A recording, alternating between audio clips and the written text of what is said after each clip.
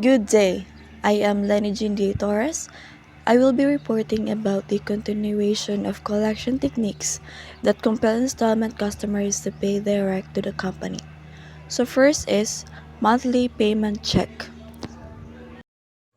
So monthly payment check are issued to the installment customer, usually bound in a stub, similar to personal checks. If the term is 24 months, there will be 24 tickets or coupons.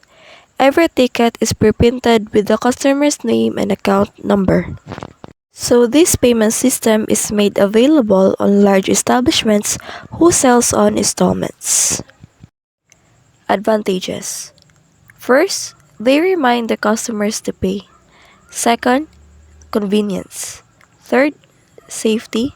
Fourth, in the end, it costs less than field collection. And lastly, by writing a check and mailing it, he is forced to make good on the check. So next is direct bank deposits. In this collection system, the creditor uses a bank with many branches reachable by its customer. It might even help to have two or more commercial banks.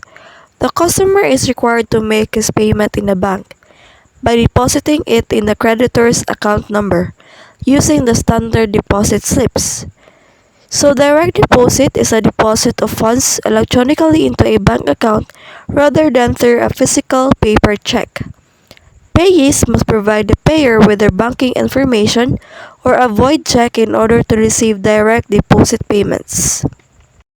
Disadvantages. First, the inconvenience to its customers. Banks are open 9 a.m. to 3 p.m., Monday to Friday. The customer has to leave the office just to make a deposit. Second, the deposit must be in cash. Third, if the customer's bank is not the same as the creditor's bank, he has two bank transactions. First, withdrawal from his bank, and second, make a deposit with the creditor's bank. Next is post-dated checks. A pre-issued check or issued or written before the release of a cash loan or merchandise is a strong motivator for the customer to catch up with his check. So, a post-dated check is a check on which the issuer has stated a date later than the current date. A post-dated check is the most common means of payment for a loan. It is a check that is written and issued by the debtor for a date in the future and may not be encashed or deposited until such time. Other advantage of PDCs or post-dated checks is the low or zero cost of collection because there is no need to send a collection letter or dispatch a field collector. There is even no need to place a phone call or a text message. So, it is the low or zero cost of collection. Next is salary deduction. So, salary deduction is an arrangement is made with the employer. This will apply to large organizations who have employees scattered nationwide or local-based employers with hundreds of employees, which normally takes time. This technique is very effective. It takes away the cash from field collectors and there is no need for collection letters. Most of all, the collection of the accounts is 100% assured. The cost of special efforts to obtain the monthly deduction from the employer is offered by the savings in a field collection cost. It means an arrangement between the employee and the employer by which the employer pays the employee's Gym Flex membership fees to incorporate limited and then recovers some, all or none of these fees through employee payroll deduction. Field collection versus letters or both.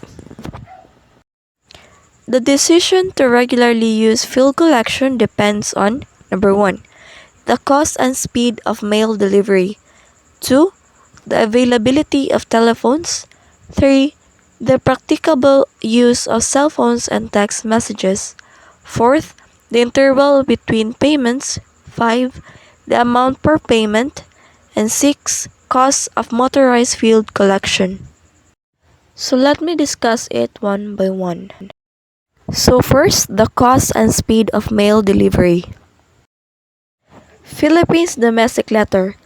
Size mail costs 5 pesos.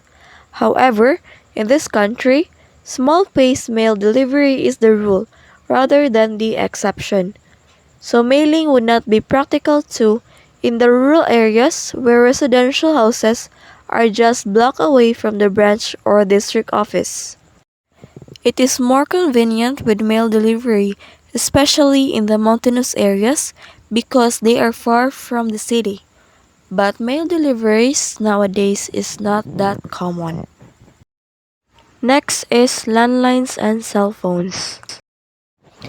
While text messages and telephone calls are very cheap and also useful, particularly as reminders before or after due date, they are not good substitutes for the pressure that could be exerted by a live collector. So as of today's generation, cell phones and or other gadgets are very common or very useful, and so this could be used as for the reminders of the um by the debtor and the creditor to remind the customers to pay off before and after due date. Next is calling the customers at work. Especially if previously agreed with a customer and done politely before due date is certainly very useful and effective. If done after due date, it creates a lot of pressure. Nobody wants to be disturbed while at work, especially if the supervisor is constantly on the lookout for inefficient employees. Next is intervals between payments. Many bank loans have terms of 1 year or more. There is a lot of time to spare until the next collection activity. Installment accounts, however, have a 30-day interval. Collectors are under a lot of pressure to make sure that the accounts assigned to them will pay before the 30th or the 31st. The status of an account and the type of intensity of the collection effort could be described in 6 stages. These stages are reminder stage, request stage, appeal stage, threat stage, friendly recovery efforts, and drastic recovery stage. So at the bottom of the cone is the first stage, the reminder stage. In this stage, statement of account, short text messages, and phone calls. So in second stage, the request stage, installment account, and then first visit by field collector. They are very polite and approach. And bank loan, letter reminder. So third stage, the appeal stage. Installment account, second visit by field collector, strong reminder. Bank loan, and then strong letter of appeal. It reminds of penalties and surcharges. Fourth stage, the threat stage. Installment account, the threat of repossession or legal action. In bank loan, threat of foreclosure. Fifth stage, friendly efforts at recovery. Installment account, deposit the unit at the branch. And then the stage 6, the drastic recovery efforts. This is the repossession, foreclosure, attachment, and garnishment. Collection letters. These are for branches without computers. Some creditors use performative master of copies for copying. The branch personnel simply fill out the blanks and mail them out. So it is a notification sent in writing informing a consumer of his past due payments. This is also to remind the debtor of his payment owed to a creditor. So next is Collectors Incentive Program. This will be discussed in line with the definition and calculation of collection goals.